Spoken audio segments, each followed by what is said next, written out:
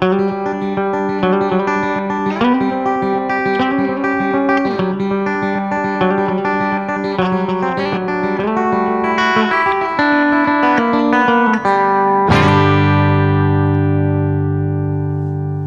month's video is a response to some questions about how do you get a country sound, or how do you get that twang. Someone requested specifically twang for dummies. All right, so I'm going to go through sort of three sections here to break it up for organization. The gear, okay, which I think is really, in a way, the least important, but I'm just going to go over it quickly. The gear, then note choice, and positions of the notes. That's sort of like the left hand on the fretboard, and then the right hand and technique with that, okay? Because this is something that, for people coming from sort of a rock blues background, myself included, this style of music is a mystery at first. You know, you hear things like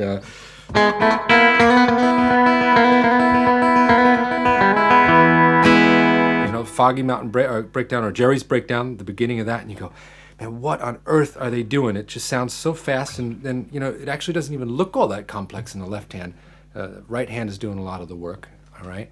So this is going to be like an introduction to get you on your feet and moving in the direction of learning this stuff, because there's a lot of things that are sort of counterintuitive to what you're used to doing if you're coming from sort of a rock or blues direction. So that's who this is aimed at, okay?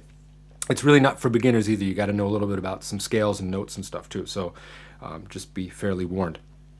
Okay, without further ado, moving on to the first section, I wanted to say the gear. Okay, so this is a Fender, G&L ASAT. Let me see if we get that in there. The camera, there we go. All right, G&L ASAT, the Leo Fender one with the P90s, P90 pickup. So it's a single coil style, you know. This is a pretty hefty guitar compared to a lot of like the newer Fender Telecasters, you know. So it's probably not as bright and twangy, so to speak, as those. But like I said, a lot of it's in the hands.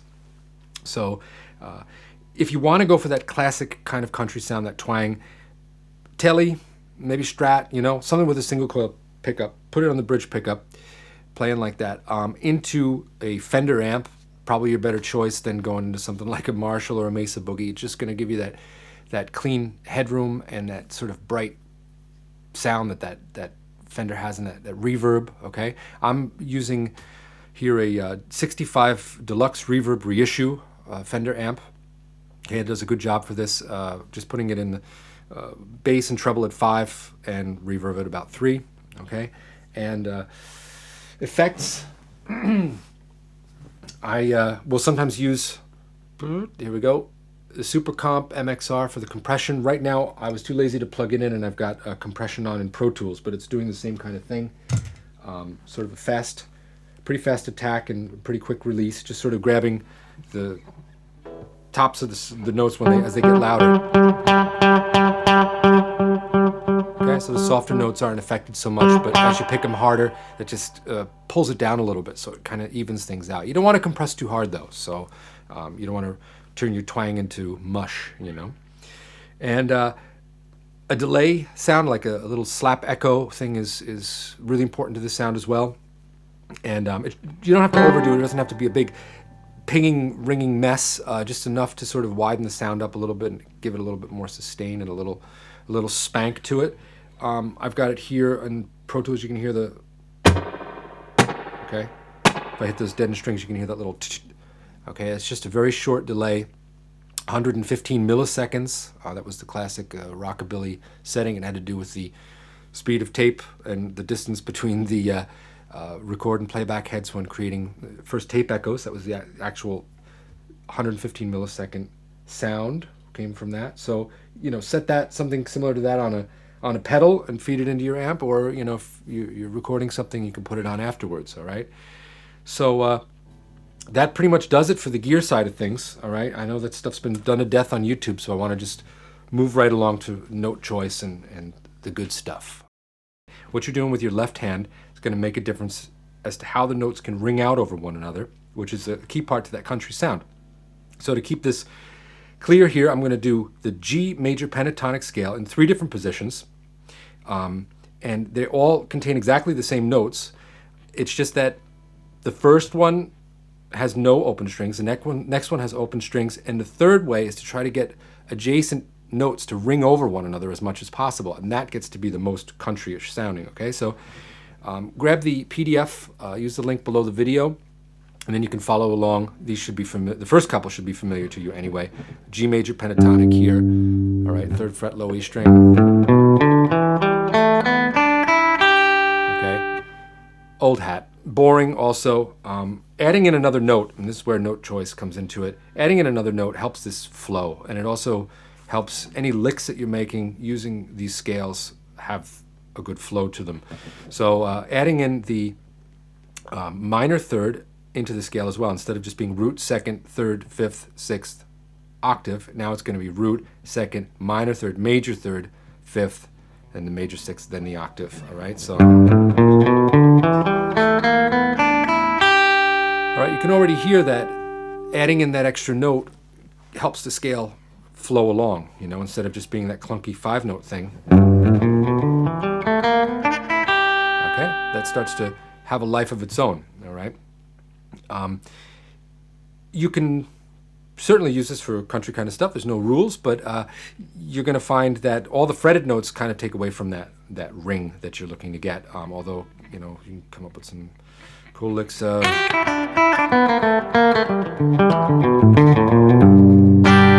be an example, okay? I'll make sure I put that in the PDF as well.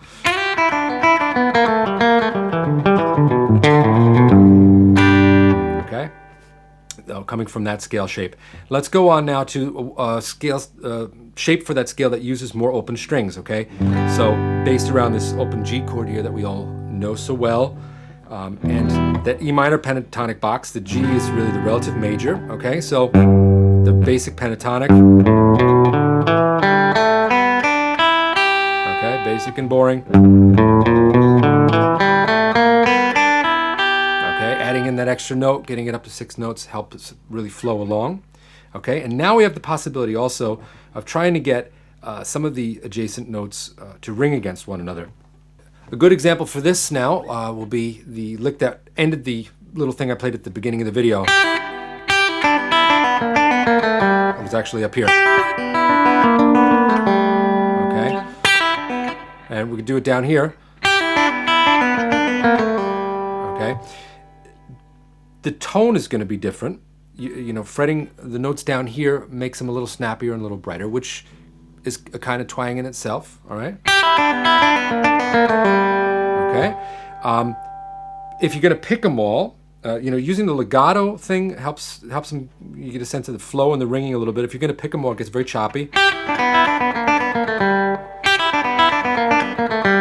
Okay. If you do it up here, even if you're picking every note with this fingerstyle, because you're letting them ring as long as possible, it doesn't sound as choppy as this. Missed one note. Okay, like that. In each case, they're all picked. Okay, this one just sounds a lot smoother. And the ringing of those notes over one another, because of this position here, is what brings it much more into that country sound. Because if you've got this little fragment of a G chord here, okay, and you add that E on top, okay, it starts to sound very much like a sort of a pedal steel kind of tonality. Okay, the major 6th ringing in there, all right? And as this lick, if you do it down here, you're cutting that E off. Losing my sound here. Okay, here. Okay, all those notes are ringing, so it starts to get even more country like that. So now let's learn the pentatonic scale shape that goes along with the lick in this position. Okay, there's not a lot of left hand action going on here, but the right hand's real busy, okay? So this is going to be the point where we're going to cross over between this second section, like I said, note choice and position, and right hand, okay? I'm going to teach you a little bit about the right hand technique for this here too. Let's just go through the scale really slowly, and you can pick it however you need to for now, and then we'll work on the right hand, okay? Just so you get the notes, see where they are, because it's really counterintuitive. You start to come up above the 5th fret here, and you're then picking an open string, which is in your mind's understanding of it lower, and you think the pitch is going to be lower, but the pitch is higher. It's weird. Here we go.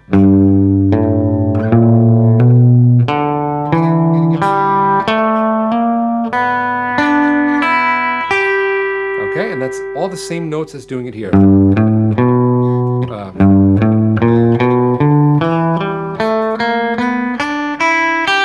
Okay, but sounds very different.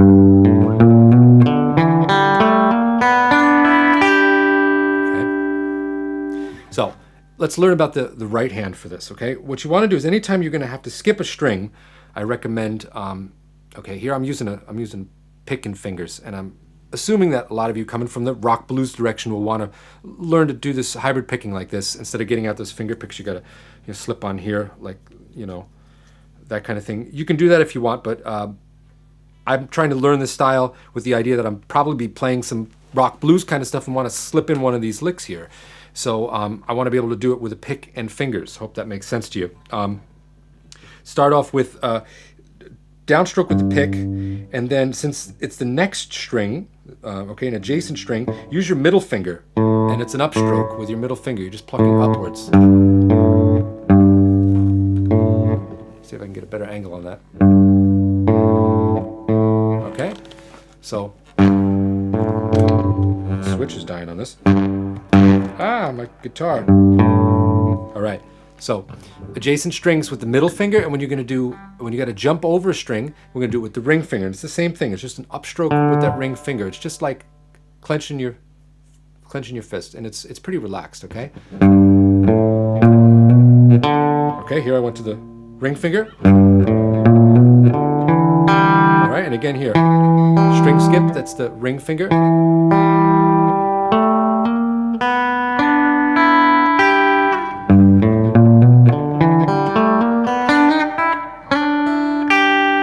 That. Okay, that last one is still very counterintuitive to me, even after having done it many times. You're to get this sound.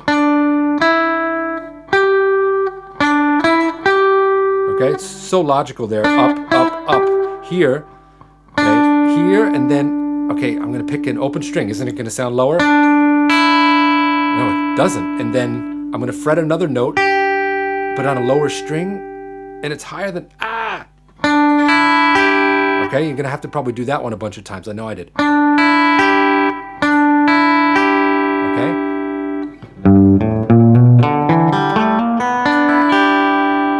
Okay, and depending on where you're going to go with it, you can pick this last note either with your middle finger coming up, so you're doing like a roll, and we'll talk about that in just a second. So ring middle, or if depends on what you might play after that, you might come down with the pick. Okay, that's down with the pick. Doesn't make much of a difference. Okay, so work on that scale shape. Get it into your mind's eye, finding where you got to put your fingers. That's the first trick with that, and then carefully work on that picking. Okay, now on to the next section. We're going to talk about the right hand and those banjo roll kind of patterns like I was doing in the beginning.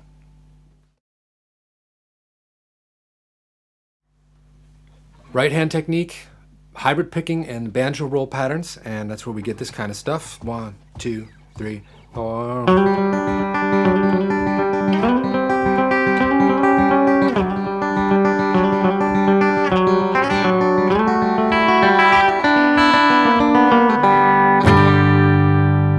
Like I did in the beginning there.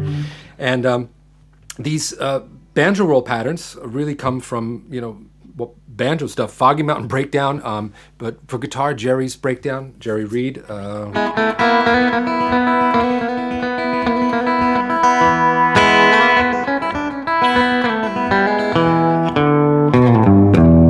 that kind of thing, kind of sloppy there. But taking that same pattern and moving it through possibilities with chords. And this is where you have to kind of look at, what open strings you're going to use and what chords can fit into that, okay? Now, take a look at the tab for what I played at the beginning there, and that's a cool little riff that you can practice, okay? And I want to go slowly over the right-hand technique for that, okay? That starts off with okay?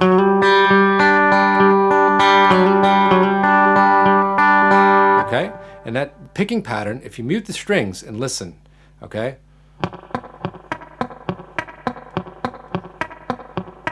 Okay, it's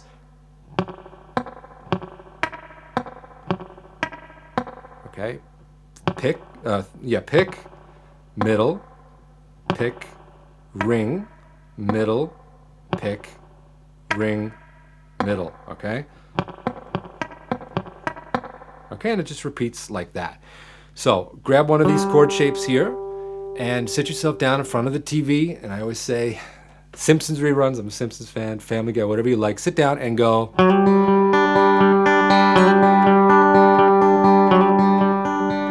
With the volume off, okay, for half an hour, watch a couple episodes. Or longer, you know, more than, watch a couple episodes, all right? And start working it up to, all right, and then you start working it up to speed. And faster, then you get a tempo going once you get the pattern down, okay?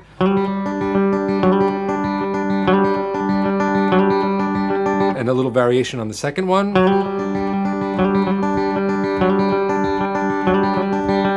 Okay, and then once you really pick up the tempo,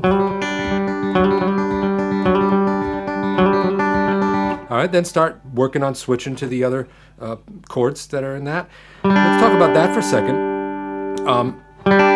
Here with the G string ringing, I mean, you've only got so many open strings, so you look at what can you do with a G string around there, okay? So this position works really well as like a G chord, and it's neither major nor minor because we don't have the third in there. You come up to what's around C here, okay? You get the sound of like a C major going on. You can get a diminished sound by raising the root. Okay, that's pretty cool. All right, and to come down here, I needed to get like a D7 in there. And with that G in there, it doesn't really work so great, but I just decided to go for it. Okay, and get that in there. Here, it's a quick move. All right, and then we're up here, which is also then part of like a D7. Okay, we just got that G ringing in there, and you got to do it with confidence. You know, that G kind of rubs against what the basic harmony should really be. You don't have a G and a D7 chord, okay, because it's going to resolve to G. That F sharp pulls there, but you know, we try to get away with it, and using these patterns and picking them confidently allows you to do that. That G just rings through the whole thing, so it works. Okay, you could find some other progressions out of this kind of thing too. Here, you know, you can other chords that'll work, right? Like a B flat, an F. Okay, those will all work pretty well.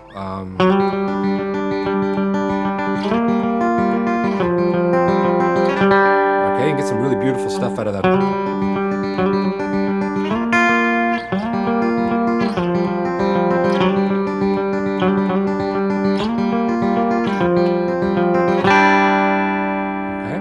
So work on that picking pattern, and that's gonna start to get your mojo working with this consistent rolling pattern thing, okay? Take it up, learn the beginning, all right, beginning to that Foggy Mountain Breakdown. I'll put that in the tab, that little beginning intro there. That's, you know, not, it's just for educational example here. You know, I'm not gonna tab out the whole song. So that's actually, I'm sorry, Jerry's Breakdown.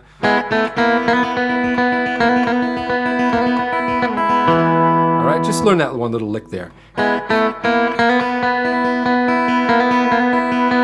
And it's the same pattern, we're just up another set of strings, okay? So you can see how these things start to become useful in many different places. Now we'll bring together the right hand and the left hand and do a sequence here that goes down this brain-breaking scale here. And as with any scale, when you first learn it, you know, working a sequence through it will help you help your fingers get used to where they got to go. All right. So if we just take for example, a 4-note sequence descending in the G major scale up here.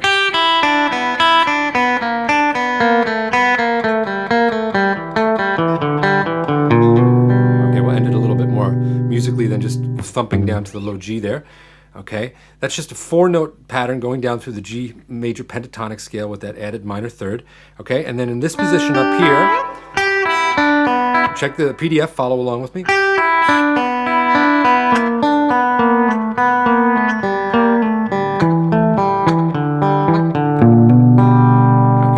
there it is there. there. And in the left hand, it's really pretty simple. We're just kind of like going up and down and up and down. The right hand is the complicated part, okay? So take a close look on the tab. I put, for blah, blah, I put P for pick, M for middle, and R for ring over top of each note there, so you can follow through and practice that sequence.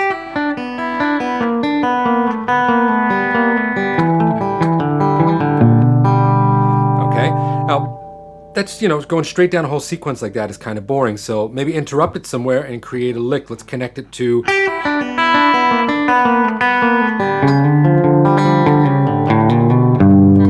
Okay, that's a pretty classic Albert Lee lick here. Okay.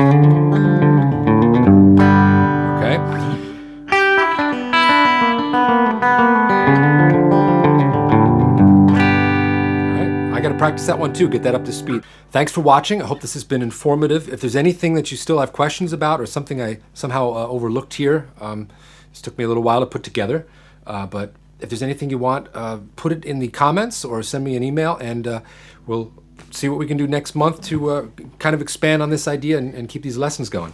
All right, 2, 3, 4.